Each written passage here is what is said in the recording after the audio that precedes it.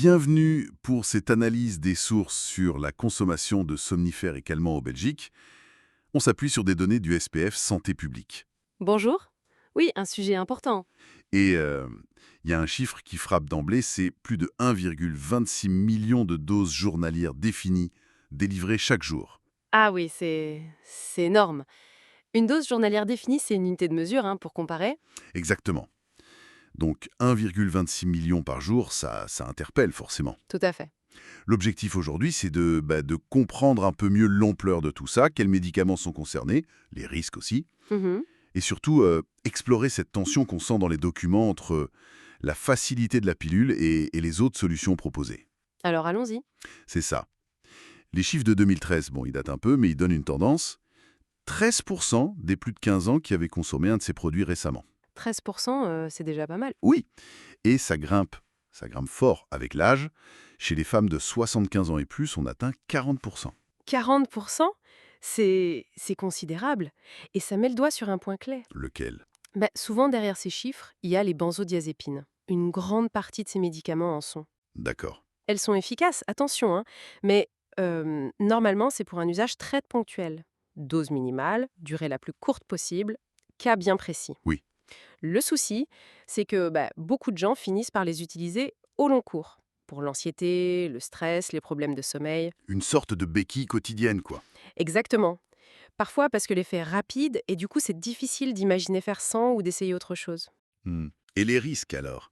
Parce que les documents insistent là-dessus. Ah oui, ils sont bien réels. On parle de troubles de la mémoire, de la Oui, concentration, oui, j'ai vu ça. un risque de chute plus élevé, et ça c'est particulièrement vrai chez les personnes âgées. Logique, avec la somnolence en plus. Voilà, somnolence pendant la journée. Et puis évidemment le phénomène d'accoutumance et même de dépendance. Ça fait, ça fait beaucoup de risques pour un soulagement qui devrait être temporaire. Tout à fait. C'est pour ça que le message principal vraiment martelé, c'est OK, attention, il y a des alternatives non médicamenteuses. Comme quoi, par exemple? Les classiques, une bonne hygiène de vie, manger sainement, bouger suffisamment, des techniques de relaxation, chercher un soutien psychologique si besoin. D'accord. L'idée force, c'est que ça devrait être la première piste, toujours.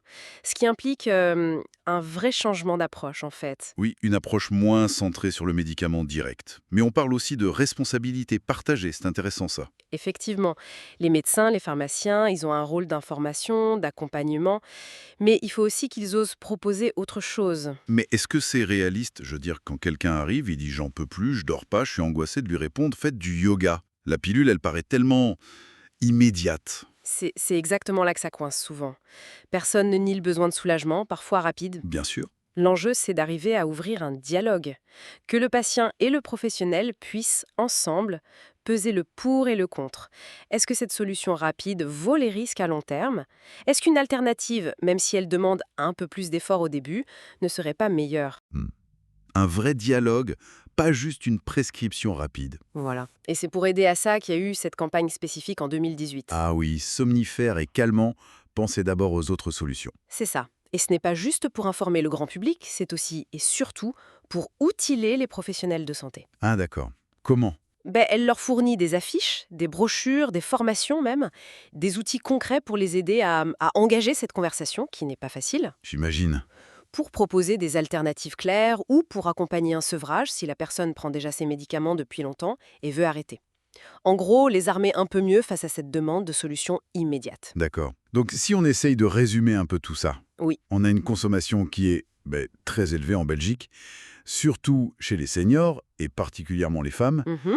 des risques importants si on utilise ces médicaments, les benzodiazépines surtout, de façon chronique, Exactement. mais, et c'est le point positif, il y a une vraie volonté de promouvoir des alternatives plus saines, moins risquées, comme premier choix. Oui, une promotion active même. Et donc la tension centrale, si on veut, c'est ça.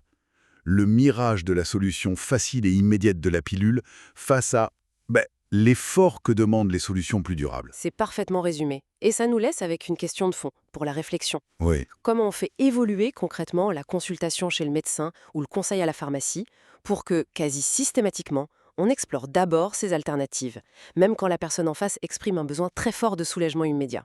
Comment on dépasse la simple information pour vraiment changer les habitudes, les attentes, des deux côtés d'ailleurs? C'est ça le vrai défi, je crois.